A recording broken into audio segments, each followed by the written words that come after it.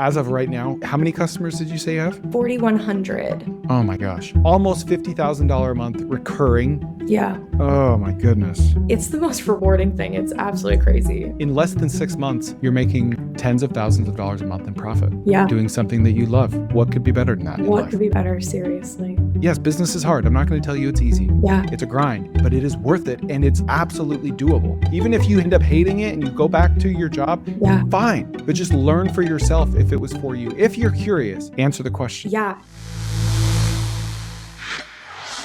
What a story I have for you today. This is Hannah down in Austin. She's been running this business for 6 months and she's making about $30,000 a month in profit.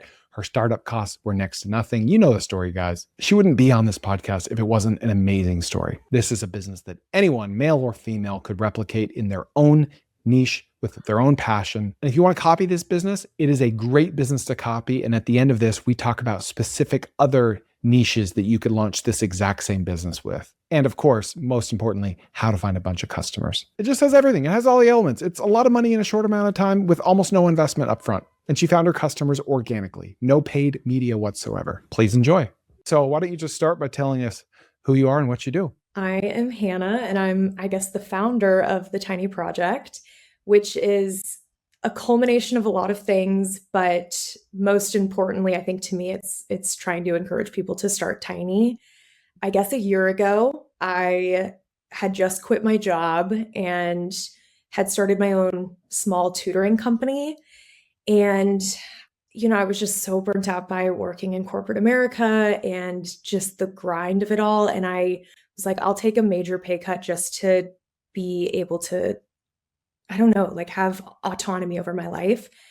I started working with students in executive functioning, which is where my background is at. And for the first time, like in such a long time, I had all this capacity again where I was like so inspired. And I was a very creative person when I was younger, but I never gave myself really the time to do that as I grew up. And so I just started getting creative again. I was making jams in my kitchen. I was really craving this like community and connection with my neighbors. And I kind of had a moment where I was like, if I'm going to complain about not feeling connected to my Austin community that I'd grown up in, I'm not doing anything about it. So like, let me try to do something about it before I was going to move, basically. I was ready to head out. And Yeah. this was kind of my last stitch effort at connection. And I started selling jams in my front yard in my East Austin neighborhood. And it was silly. It kind of looked like a lemonade stand, and I called it the Tiny Farmers Market. But in those first 3 hours in my yard, I had met more of my neighbors than I had in like the 3 years that I had lived in that house. And it just completely sparked something inside of me. And I decided I would be really consistent with it and just show up every month on a Saturday. And I put up flyers in the neighborhood and I would just say, hey, I'm here. I have free drinks for everybody. We can come hang out. And other vendors started to reach out. I started to post it on social media, and other very small business owners, or I mean, at the time weren't even businesses. They just had hobbies and they were like, maybe I could sell. And I was like, absolutely, come on out. And it just started to blow up. And we have 33 vendors that normally pack into the front and backyard of my house. And we stick with the free drinks. We now have like live music and face painting. And it's just like a really fun way to connect with the community. And then we always give back to a local charity or a nonprofit. And so that's been something I'm also very passionate about. And while this was all happening and I was posting about it on social media, I was getting a lot of comments being like, oh, I wish this was near me, or I wish that I had this in my community. And obviously I can't, bring the Tiny Farmers Market to other communities, maybe in the future. But for now, I was like, I can't bring it anywhere. But maybe I could start some sort of newsletter or like extend the community and connection further than my front yard, which was the goal of the whole thing. And so I started the Tiny Post, which was a snail mail club. And I just put together my art and a recipe that I was working on with my jams, a few stickers, and I put it all in a 1-ounce envelope and sent it out to anyone who signed up. And I charged $11 for it. And I just posted it on TikTok, and the first month I got 50 people. This was in Wow. August. Yeah, the 50 people I was like beyond excited about. I was like, this is the Yeah. best day ever. And at the time, I was like, my goal is to by December get this to 200 subscribers. And I was really like pushing for that. And so So 11 a month, 11 per 11 a letter, month, basically, right? yes, with Okay. no turnover, 11 a month. And so I was like, I Hmm. could get there. And I posted about it just consistently, and I shared a lot about why I was doing it and where the idea came from. And the second month we got 107 people. The third month we got 1,200 people. The fourth month we got What? 2,500. What? I know. So, sorry, did you get up to 2,500 or you got 25 new people? Sorry, I got up to 2,500. Oh my gosh. Say those numbers for me again. So the first month was 50. 50. Second month was Okay. 107. That's, over $1,000 a month recurring. Mhm. Okay. Yes. And then October was our third month, and we got 2,500. And then November, we hit 3,200. December, we hit 3,700. Oh, I've got it wrong. August was 50. I think you skipped 1,200 on that The second round. time, yes. Because then I was like, January is when we hit the 3,700. And then February which is this month, we're prepping for 4,100, but people are still signing up. So we're prepared for 4,500, but it's like, I mean, truly completely changed my life. And Oh my gosh. it's been complete insanity, but yeah. Okay. So 50 people the first month, Mhm. 100 and change the second month. So $1,000 a month. Mhm. And then from month 2 to 3, you 10X, you go from 100 and change to 1,200. Yeah. Yes. What happened in that month? We had a viral video. How viral? TikTok. It hit 1.1 million views. Now, was that just you like building in public, or you like overtly selling? What were you doing in this video? I posted up my phone to tell my husband, because I'm kind of like you. I always have new ideas. And I posted up my phone, and he had just been through the ringer with me because I just started the tiny farmers market. I started a tutoring company. I'm just like doing a million things. Mhm. And I posted up my phone to be like, I'm starting one more thing. I'm just going to do something called a snail mail club. So real quick, you were like secretly filming him as you told him about this business? Yeah. And Okay. That's so good. like, I'm going to start this So good. thing. And he fully didn't understand it. He didn't get it. He's a Yeah. major business guy, MBA, all the things. And I was like, I'm going to do this little thing. It's going to be fun. And then the video goes through the last 3 months and how it's just like grown so much in the sense that it went from 0 to 100. And I was showing like what we've done. And it was like a Hope Core video. I was just saying like, this is the best thing ever. And those are so hot right now. And that's what I was going to say, is so many of my videos are like, they strike a chord with Hope Core.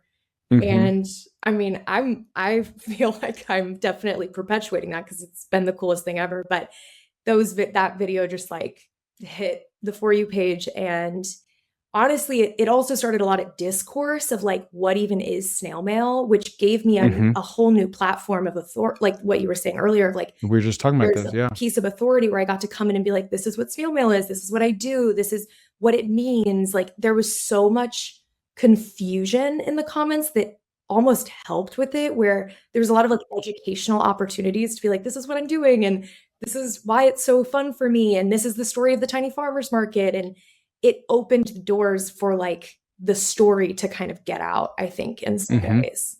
So on that video, the video of you filming your husband, was that old? Did you take that when you first had the idea and you just posted it a few months later? Yeah, I took it when I wasn't even really doing social media. I was like kind of nervous about it, but I was like, maybe I could use this in the future.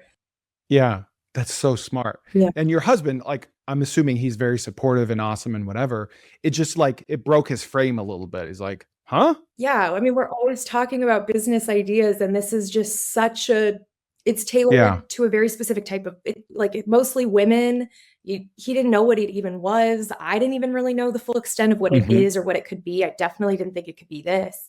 But yeah, he was supportive, but confused, I think. So what gave you the original idea? Like, where did you take inspiration from to get this? I have seen on TikTok, I follow this wonderful woman who does poetry in the mail, and she sent out a tangible piece of poetry. I am like the target audience for that type of stuff. Like, I love a tangible good. I love a letter in the mail, like any like stationery goods, those things. And so I saw her and I thought that was just the coolest thing. And it was so Hmm. affordable that that was like such a like the access to creativity and the access to somebody's art was so affordable. And I've always thought of like buying art as this almost unattainable thing.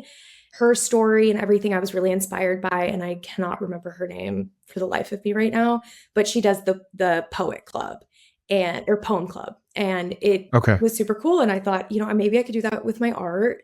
And I know that after I started it, I started to see a lot of other snail mail clubs that are similar and just different in like what their art is. It's like a really cool way to support an artist that you're inspired by. But that was where the initial idea came from. Okay. Believe it or not, just because you're watching this doesn't mean you're subscribed to my channel. YouTube's going to show you stuff even if you're not subscribed to it. Over half of people that watch my videos are not subscribed. It would mean the world to me if you just hit subscribe. Thank you so much. Brittany Wilder, is that her name? I think so, yes. I just looked it up. We'll link to that as well. Now, are you a customer of Poem Club? I'm not. I need to be. I truly just haven't signed up for it. Yeah. But I know that she has like several thousand as well. Yeah. I think it's great that you're not because, I mean, this is just like confirmation bias. Like, we like people that look like us. Like, that's something that I would do as well. Like, I've taken inspiration from other businesses, and there's so much more research I could have done. I could have become a customer and ordered a few. And on Shopify, there's some tricks you can do where you can see the order number when you place it, and then you place another order exactly a week later, see that order number, subtract it, and you can calculate how many sales they're doing a week. And then you can kind Wow. of guess how much their average order value is. And then you can multiply by 52 and say, wow, these guys are doing $1 million a year or whatever. Like, Yeah. there's so many things you can do to reverse engineer things. Yeah. But when I take inspiration from someone, like if the idea just hits and it just feels right in my gut, I just do it right then. Yeah. Right. I think I had the idea on like a Tuesday and we started it a week later. Like, I try to support her in other ways. Like, I would like shouting her out and all the things that We're supporting her now. yes, We're going to link to of her. course. But I have a hard time as like a new artist really having to find my style and what makes my art. And so I also distance myself a little bit from other people's things just so I my fear is that I'll take too much of it. And so I work on like also just being like, okay, I'm staying in my lane. These ideas are coming to me from me. And I think I'll get better at that as I move into my creativity. But right now, because I'm like so early on in any of my creative passions, I'm like, I don't want to be influenced by anything. But the idea itself was totally her. How much does she charge? I'm not sure. I want to say maybe $8 or $9. Okay. And you just get a poem? It's a poem, and I think there's sometimes a sticker in there. She has really cute, like decorative aesthetics that go with it, and she's a poet, so it's her poem monthly. Yeah, we do something like definitely very different, but I think hers is $8 a month. Okay. Has she ever talked about how many customers she has? Yes, That you know of? she's very open to, which is where I drew a lot of inspiration. She does these really beautiful like conversations with just her audience, being like, "This is why it's hard to be an artist," or "This is what I'm thinking." I think she has somewhere in the thousands, though. Wow. Yeah. Is that part of what gave you this idea? Is you're like, holy crap, she's crushing it. No, I mean, if I'm being completely honest, I didn't really have this was not my main goal of growth or financial freedom at Yeah. all. It was just a rabbit you were chasing that week. Yeah, it was just a little idea. And I really, my goal was to connect people or to extend what I was so passionate about. And so I was still very much like, I'm growing this tutoring company, and it was growing at the time. So I didn't really even have like the forethought to be like, well, I'll even have time for this if it grows. I wasn't even thinking that it would grow, and I would have to prioritize my time in some way. Okay. So you went from 1,200 month 3 to what, 2,500 month 4? Yes. What happened there? Was there another viral video or just Not really. I mean, organic? my videos were doing really well, but there wasn't another viral video. In November, there was another viral video. And during all this time, it gets a little bit complicated on like when to go to a wait list or when to anticipate growth. And honestly, in October, I cut it off because I panicked at 1,200. I was going to cut it off at 400. I was freaking out so bad. And my husband was like, we're doing this. This will be so fun. But I kept it open until 1,200. But then I went to a wait list, and our wait list had over 3,000 people on it. So we had maintained a lot of that growth. I learned a lot through a wait list. Not a lot of those people signed up, and there wasn't as much turnover as I expected. But like as these months happened, I think there was a lot of momentum from past months happening. And then honestly, I think with going to a wait list, it created this kind of scarcity where like they wanted to sign up and it opened back up. So you learned that of the 3,000 people, how many ended up paying, would you guess, on the wait list? I think we had less than 1,000 people sign up from the wait list. Okay. How much time had elapsed between signing up and having to pay? Oh, I want to say like maybe 3 weeks or 2 weeks. It was a little bit longer. And also something that I totally made a mistake of. I just threw up a little Google form. Like I wasn't even like thinking, but I didn't say that it cost money. And so I think a lot of people signed up lower intent that it was free. So that's something I learned there. But there was in the beginning, I think a lot of people, and I still sometimes get comments where they're like, "Oh, add me to the list," and it's you have to communicate that like, no, it's a service that I'm giving, and it costs money. Do people complain about the price? Is that a common complaint? Never. Or they don't push back. I was thinking about it today. I was like, I don't know if he's going to ask about any like reviews. I've never gotten any bad reviews or anything. We get cancellations. Like I plan on cancel like a 10% turnover rate, but we never hit 10%. We're probably closer to like maybe 5%. Is that 5% per month? Like if you have 1,000 one month, you have 950 the next? Yeah. Not including the new people. Okay. Yeah. That's not bad. Mm-hmm. I mean, a forever stamp. Do you use forever stamps or just, okay. So, I mean, what's that? 60 cents now? 70? 78. It's gone up so much. 78 cents. And then you've got you probably have really high quality stationery and envelopes. And I saw on your website, you do stickers, you like your hard cost, not your time or your labor, but are we looking at like $2 to $4, including stamp? Yeah, I would say closer, maybe like $3. Okay. Depending on if I want to like throw something really fun in there, but honestly, the weight is what restricts us the most because we can't go over 1 ounce. Just so you only have to use one stamp. Yes. Right. 70% gross margins, give or take. Yeah, without labor. And now you probably have quite the assembly line for packing these things. Yes, you've learned the power of enlist friends and family. Yes. So in the beginning, it was all my brothers and then my brother-in-law, so my husband's brother, and we were just doing it in the house and grinding them out. This month is the first month we've like really standardized and brought in more people.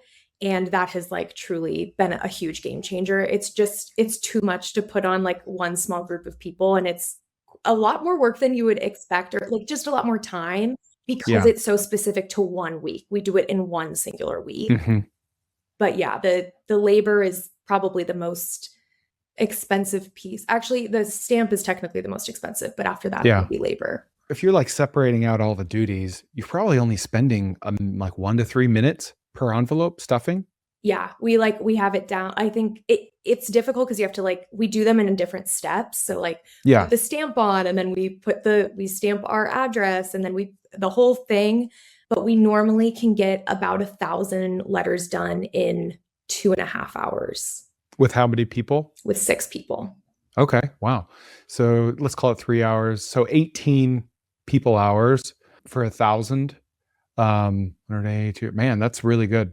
That's solid. Yeah. And I'm sure you've looked into like machinery, like automation, is there really something for your specific use case? There's not much out there. There is a machine that can fold the letters inward, but you would still have to pack individually.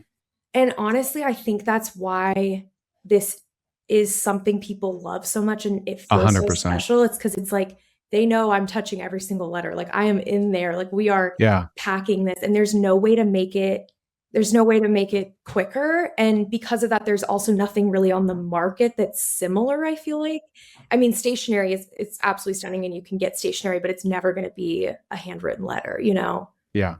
So I have to tell you a quick story. I had an idea for years, and it was called chunky mailers, and it was based on the premise that when we get something in the mail, even if it's marketing that has something in it, we will for sure open that thing. Yeah. Right? It's just human psychology 101. Mhm. And so for years, I wanted to start this business called Chunky Mailers that was like a direct mail marketing company, but that didn't send postcards or envelopes. It sent, marketing flyers, materials, postcards in an envelope that had like a straw or a penny or a figurine or something thin enough. It still has to be like a quarter inch or less so it's machinable. If it's not, you have to spend like $3 instead of 70 Yeah. cents. Like there's some technical things, but I partnered with a guy named Christian and my business partner Kirk, and they launched it. They had a different name. They did it for a few years. It did all right, but like I still think that this idea could be executed because direct mail is not dying. Like it is effective, depending on the offer and on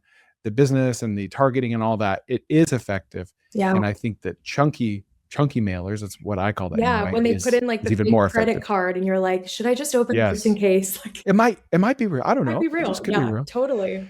Like we're just getting offline more and more. And I think that you're riding a tidal wave right now that is not going anywhere. I've talked for a while about getting offline, but you're doing something different. You're doing something like physical.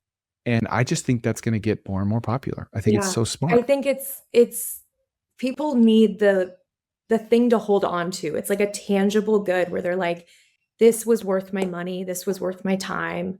They know that there was care put into it. And I think as like, I mean, we're seeing same thing, the shift in AI and all these things. It's like as that grows, this is feels like it's growing with it, where there's more and more people that are like, I need a tangible good in my life. And so Yes. it feels Yeah. like a small little like act of defiance against that. Yeah. Yeah. I mean, we need something to offset AI. Yeah. So as fast as AI is growing, we need something else growing fast to offset that. And I just interviewed a guy that sells beef jerky to gas stations, and his interview crushed because it was the opposite of AI, and like people are craving that. Right. Yeah. Yeah, totally. So you may have already said this, but what exactly is in each envelope? So each envelope has a postcard that is also an art print. So on one side, it's an art print that I create, and then on the back side, it's a postcard. And then a recipe card. One side is like artistic, and the other side is a recipe. We normally do 2 stickers, depending on size, sometimes 3, because of the weight. And then we do a surprise paper goodie every month. So this last month, it was like a little collage pack, and it was all these individual pieces of collage. This month going forward is we're connecting everybody through pen pals. So we're trying to connect Oh, everybody wow. so that they have someone within this little network. And then my friend Hannah, who is also part of the labor cost, she creates these like beautiful little tarot cards, and she hand packs those and sends those to me. So those go in there. And then lastly, and like the part that's most integral to why I started this and why I care so much about it, is my letter. And it's normally just like a long letter about why I was inspired this month. Normally it has like some sort of personal experience, and I just am very vulnerable in it. And like the whole point is to try to, lead that to connection in some way or connect with people over that. Is it kind of like a public journal entry? Kind of. Yeah. I would say it's very Yeah. similar to a journal entry. It's almost like a personal blog. A lot of it is like lessons I've learned, really trying to, influence people to care about their communities, care about themselves, just like feel good stuff. Yeah. And so that's what I'm trying to culminate that into the letter of just, it obviously has to cost money because I have to make it. But outside of that, like I hope it inspires people to also start tiny and to feel that hope, and to, despite all the things going on in the world, despite the heaviness, that you can still create and you can feel inspired. Yeah. I feel like we're kindred spirits in a way because we have so many of the same ideologies, like just the word tiny. Like that's what I try to make everything that I post about, like approachable, like to everyone. Yeah. Right. And how starting small is great. Like starting small is awesome. Don't be afraid to start small and to stay small. Don't be afraid to stay small if that's what you want. You mentioned something at the end there about like, despite the world being hard, like that's just my message to the world is like, yes, business is hard. I'm not going to tell you it's easy. Yeah. It's a grind.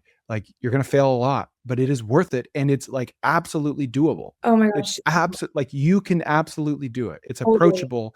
Like you should try it. Even if you end up hating it and you go back to your job, fine. Yeah, But just learn for yourself if it was for you. If you're curious, just answer the question, yeah, as and Taylor that's Swift that's says. what I say so much of snail mail specifically because it's so scalable, but it's also not scalable. Like you could Hmm. stay at 50 subscribers, you could stay at 10 subscribers. And when I was doing the first 50 subscribers, I my cup was filled to a capacity that like I was so grateful and thankful. And I still feel that every time I drop off these letters, I'm like, what the hell? This is insane. But Hmm. you could start this as a creative process and it could build into something. I think, especially artists, they're really trying to find ways to commodify and make ends meet as artists. And I know that that is so difficult. And there are so many people in this world that can afford $8, $9, $11 a month, and they want to support small artists. And this is just a perfect way to do it. You could do it as a side hustle. It could be, 100 people and it brings in an extra $500 or whatever. And that is amazing. Yeah. And you found these guys through free mediums like TikTok, Yes, like if free no content. marketing other than just telling this same story, and it Yeah. resonates with people, yeah. Have you ever done paid marketing? We just started using Pinterest, and I Hmm. did that because other people were putting my stuff on Pinterest, and so I was like, "I guess I That's might not as well fair. do this Yeah. I here." should Like, own if this. I'm gonna put yeah, if I'm gonna send you guys stuff in the letters. So they were, like, taking my pictures off of Instagram and putting them on there, so I was like, Mm. "Alright, I guess I'll just start a Pinterest." I am always hunting for ways to help you start businesses and make more money. That's literally why I do this. So, let me tell you about something that saves me hours every single week. Most business owners are drowning in subscriptions. They've got one tool for emails, one tool for leads, they've got funnels, booking, and that's not running a business. That's babysitting software. High Level kills all of that. High Level is one platform, emails, CRM, funnels, scheduling, automations.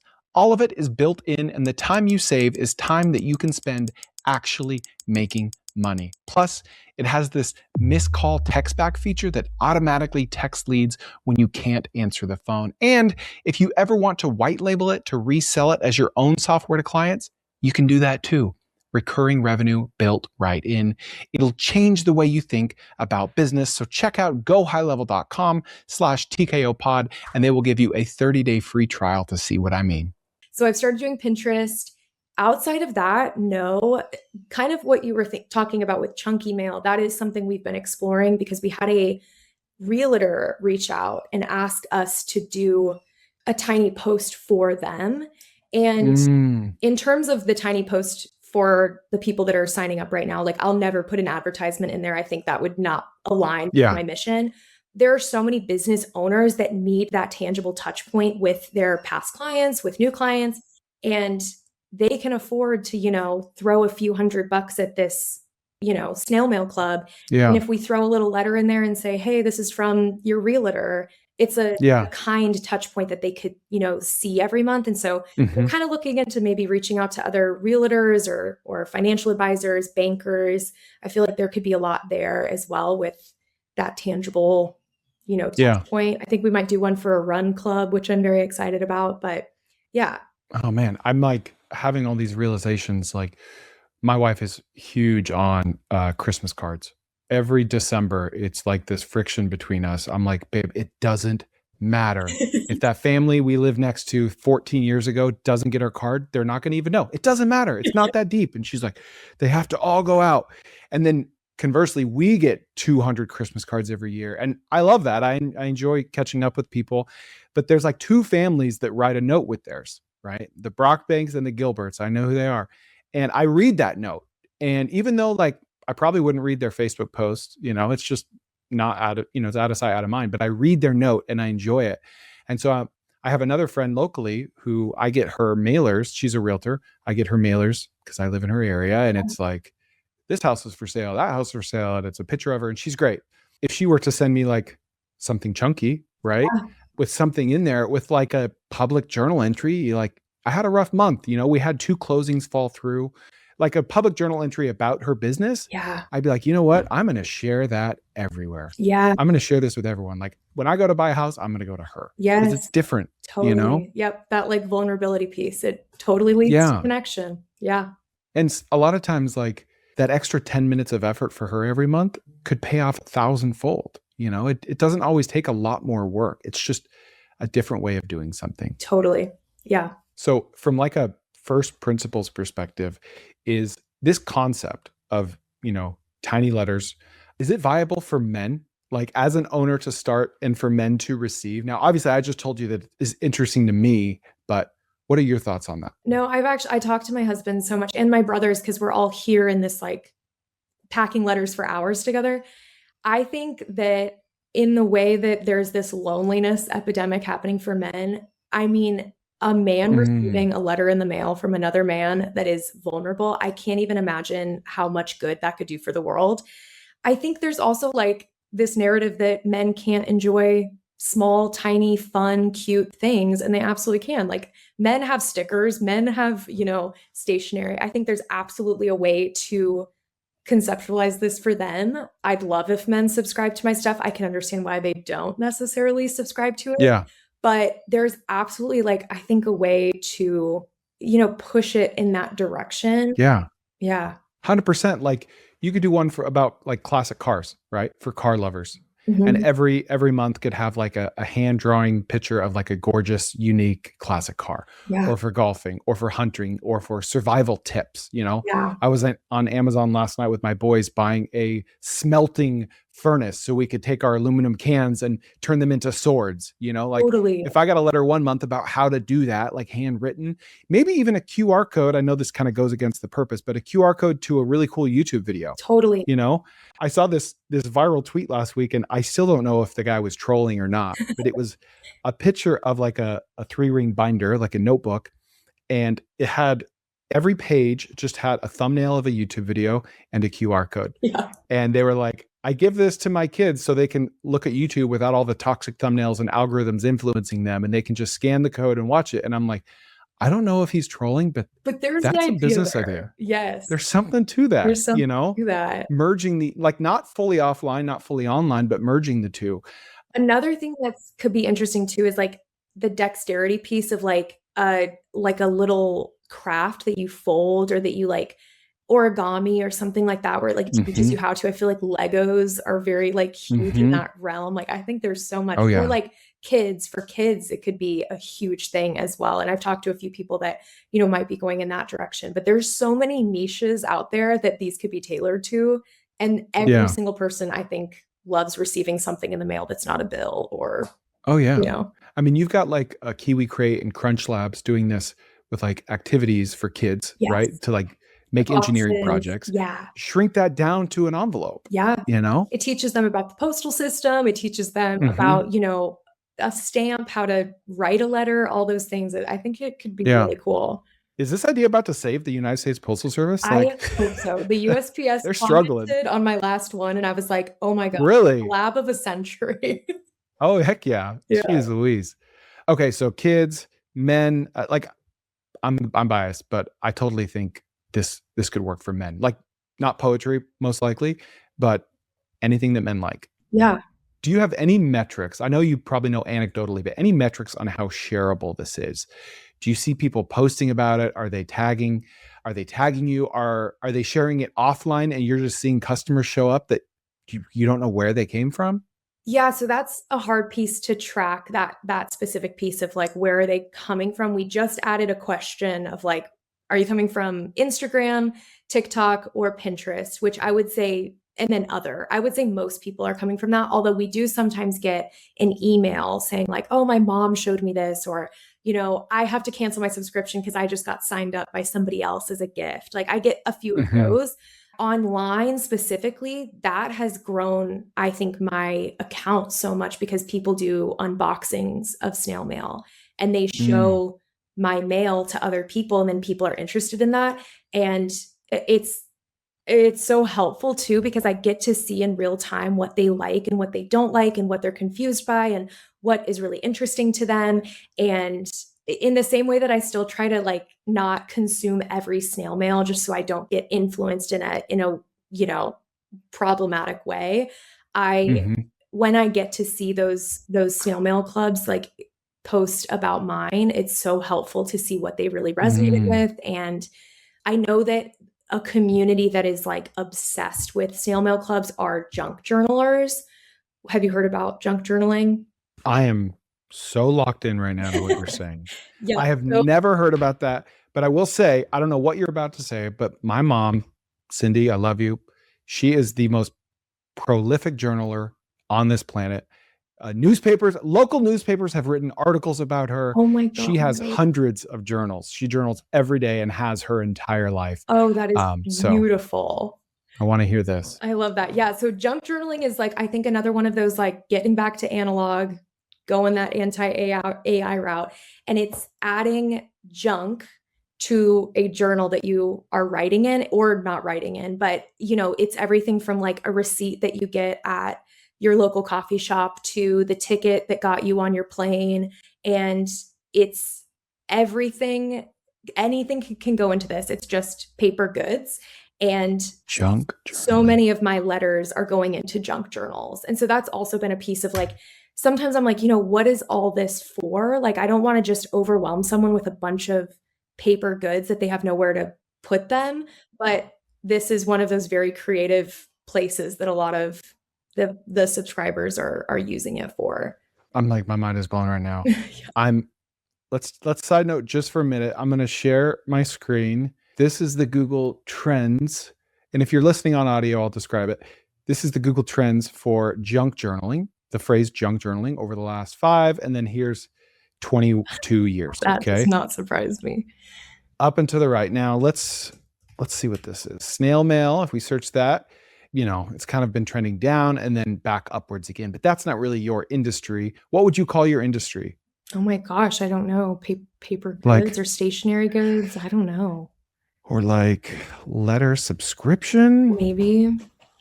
I mean, look at that. Letter subscription and junk journaling they look like mirror images of each other up and to Mhm. the right. Have you heard of the flower letters? No. Oh, I did an episode about them last year. I'll link to it below. It's this couple out of Utah. They write books in letter format, like historical fiction books, which my wife loves. That's her favorite genre, Yeah. in that letter format. So once, twice, 3 times a month, you get letters that tell a story, and Oh, their churn must be close to 1% because how does it end? yeah, you Right? They don't can't have beat churn. that.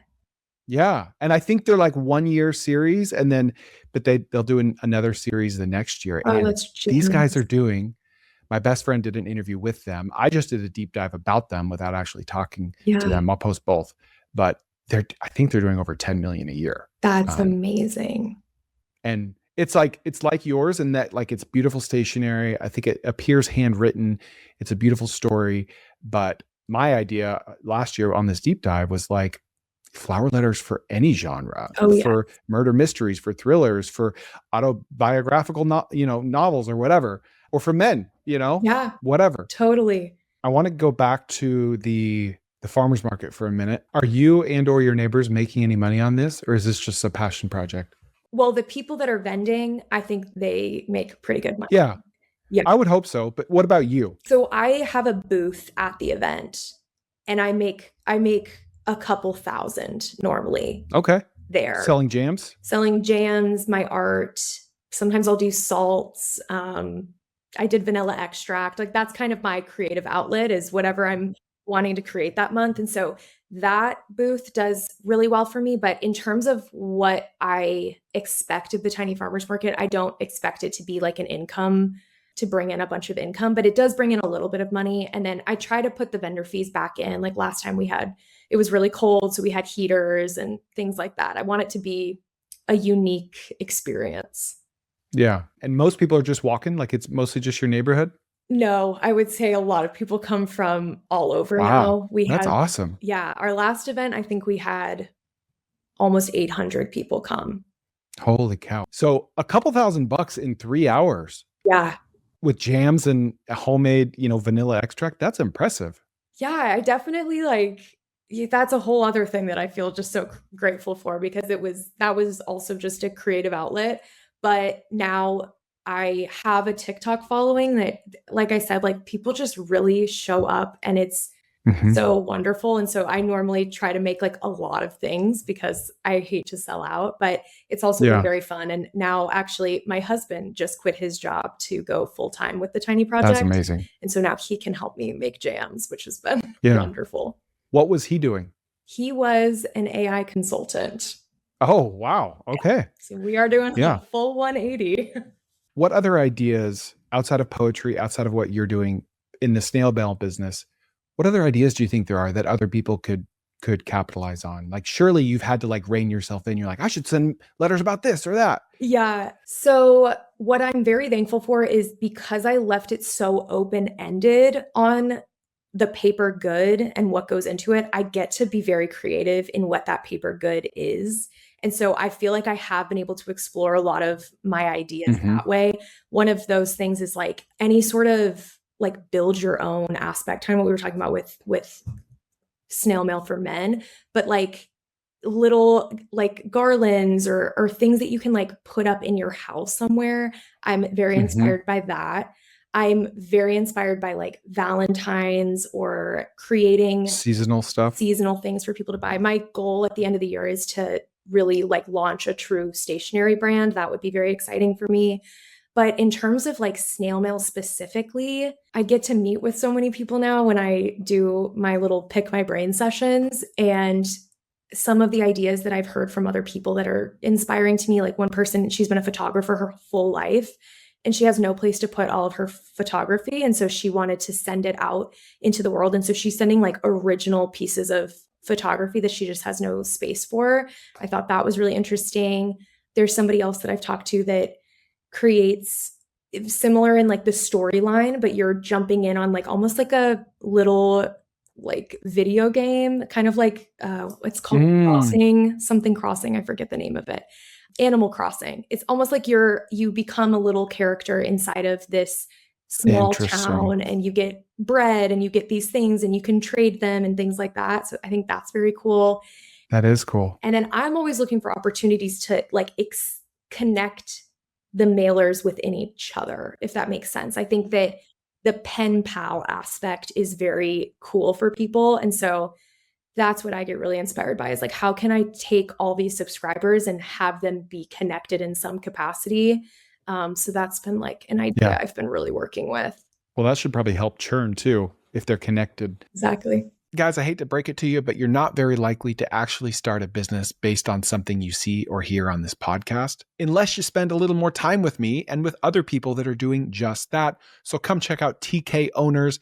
That's tkowners.com, where hundreds of people are launching, starting, testing, experimenting with business ideas that they heard from this podcast. If you want to go fast, go alone. If you want to go far, go together. Check out tkowners.com. We'd love to have you. On the Poem Club and with you, are you and they only shipping out stuff that stays offline? Or is that letter posted online anywhere? Or is her poem posted online anywhere? Because I think that could be a critical part of this. Like, Yeah, this will never be on protecting the that a internet. little bit. Yeah, so I don't post any of my you couldn't like see it digitally. I'm even protective of it when I'm making content. I typically don't show a lot of it before people get it because I want it to be like a surprise. But I don't think that she puts it online either. However, there is one caveat to that that I she does and that I'm very inspired by is creating an archive of your letters so people can go into the past and purchase past Mm-hmm. letters. So I'm really inspired by that and I'm going to try to do something similar to that in the next year because I do get a lot of people that are like I wish I Yeah. had last month's letter and because my letters are so different month to month, I think that sometimes people sign up and they don't get that letter and then they're like, "Oh, I Mm-hmm. wish I could have that." And so I think having an archive shop is a Mm, really great way to you still have access to it, but it's still tangible goods and it's not virtual. yeah.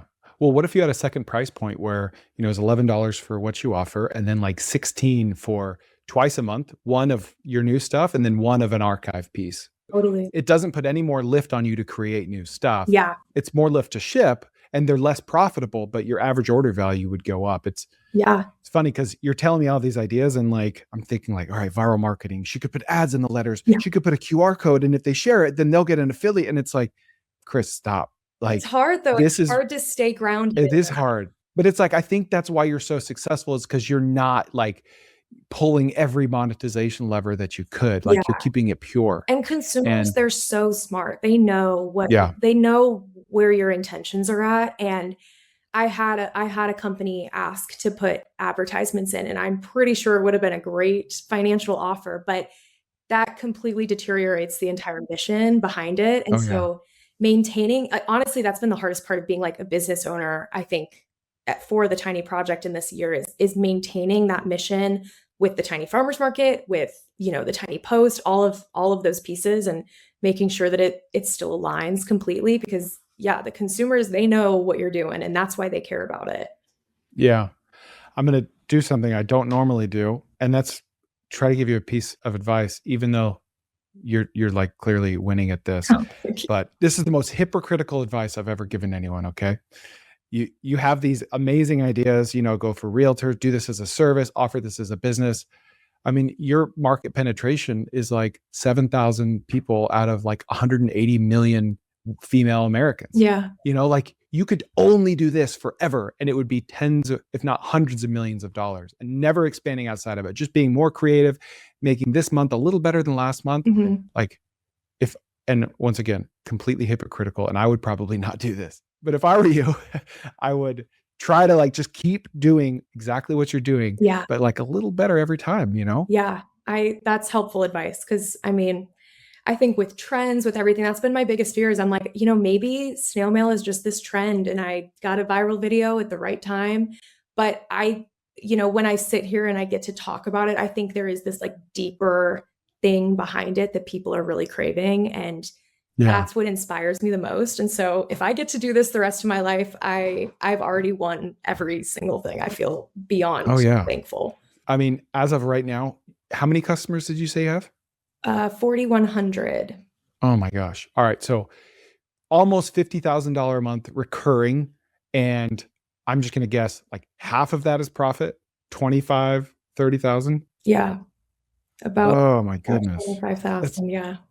Oh, and it just feels like I know I've had a logistics company. I've stood in the assembly line alongside my hourly employees and packed thousands of boxes of peanut butter or chocolate, or we've shipped everything, mostly food.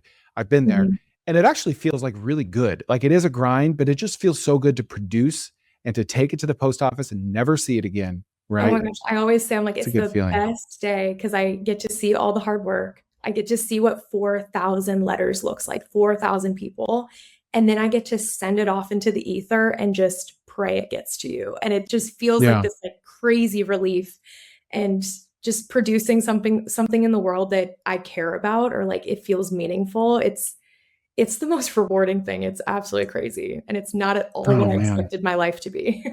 No, but that's okay. That's great. I mean, in less than 6 months, you're making tens of thousands of dollars a month in profit Yeah. doing something that you love. What could be better than that in life? What could be better? Seriously. I forgot to ask you one thing about junk journaling. Mhm. Is it just like it's like journaling plus scrapbooking? Like just to like Exactly that.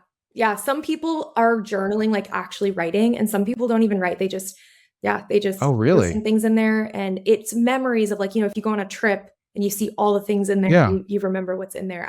I've kind of tried to get into it. I'm strapped on time is what I'm realizing, but like I Hmm. think it could be a very therapeutic, fun thing, and a lot of Yeah. people are into it right now. Yeah. And they're not like scanning or printing anything. It's literally like a blank journal where they shove like receipts in, ticket stubs, and then they just like refer back to it every now and then to for Yeah, memory's I sake. think so. I think just like seeing what your trip was to Paris that one time, or sometimes people break it down into days, sometimes it's like months, like yeah, and there's a whole other market for junk journaling now, because now, junk journalers are creating their own journals that are more conducive, like they can open up all the way and they're easier to use, and Mm. yeah, like washi tape specifically for junk journaling. There's so many other avenues that are being, I think, built out because of junk journaling as well. Now, when it comes to your short form videos that have done well, I'm curious at like how much of a student of the game are you on short form video, and like how tactical are you being with the edits, with the retention, the hook, the payoff? Are you being really tactical? Have you been learning? And I say learning like just swiping reels like all of us do for Yeah. years that way, or do you have experience, or are you just like throwing it against the wall? I throw it at the wall and I hope it sticks. That's I've Yeah. learned I'm realizing after about a year of posting, especially when I go back and I look at my past videos, I'm like, okay, I've definitely learned some things. I think some of that is like I am a little bit more concise in the way that I talk. I'm a little bit faster. I really put myself in front of the camera, but I'm learning based off of how my videos do. I don't do much learning based off of like watching other content Yeah. creators. If I like something, I'll be like, oh, that's a good idea. Like I'll show this piece or something like that. But in terms of what I've learned, it's truly been, I think, through like how my followers have received it. And that's validated my experience in it. And what I found Yeah. is people just, they crave vulnerability and they crave authenticity. And sometimes that's really hard because I sometimes I'm like, am I being fully authentic? And that's why I like love sharing the numbers and things because I want to inspire Hmm. people to do it themselves. But one of my best videos was sharing a colossal mistake that I made in November when I spilt red wine over like all of the letters right before Oh send no. off date. And people just, they loved that I was sharing that. And then all the letters ended up being overweight. So we had to restamp every single letter. And it was just, honestly, it was like a hell on earth experience. And I was transparent with it and I shared it. And I was like, if you have a drop or two of red wine on your letter, I'm so sorry. And people just like, they were like, I hope mine has Yeah. red wine. Like I got one. I got one. Yeah, They were it's like so like excited. a And golden ticket. yeah, and it really validated my experience with it because I was like, okay, I don't need to hide this from people. And like, I can share exactly what made this month a little bit difficult. And, balancing that with like not being, you know, appreciative of everything, but at the same time being like, oh, it wasn't all Yeah. rainbows and sunshine. And that was the month that I ended up getting a studio because I was like, I can't ever have the letters in my house again. It scared me too bad. So Yeah. Yeah. sharing all of that with them. Oh, that's awesome. Speaking of golden ticket, you should incorporate that. Like, one person We every month just wins started some sort of an that. award. We Oh, really? This month is our That's a good first idea. month. We have a golden ticket and it gives you and your pen pal a free year of the Tiny Post. Oh man, that's awesome. Yeah. You should test it with other things like $100 Amazon gift card, like something not related, and just see if that plays a role. I'm proud to say that I am your newest customer. Oh, I just purchased yay. How February sign up. exciting. You might have to share it with your wife a little bit because I don't know how Yeah, yeah, it'll for sure. resonate. But I get to open it. I get to look at it first, and then I'll let her look at it maybe for a minute. Yeah, I'm very excited about this one. I think I'm out. Like I'm ready to take a nap. This was amazing. I've been intellectually stimulated. Yay. You're awesome. This is a great Thank you. business and you're doing a great service. Like Thank you. what an amazing way to leave your mark on the world is to encourage entrepreneurship with your farmers market, right? And then delight people in the mail. Yeah, that's my hope. That is absolutely my hope. That's amazing. Well, Hannah, where can people find you if they have questions, or what is the best place to reach you? The best place to reach me is on my Instagram. I'm Hannah underscore the tiny project. And on TikTok, I'm Hannah the tiny project. And then if anyone wants to email me, they can email me at hannah@tinyproject.org. Okay, we will link to both of those. Thank you for your time. Thank you so much. All right, what'd you think? Please share it with a friend, and we'll see you next time on the Koerner Office.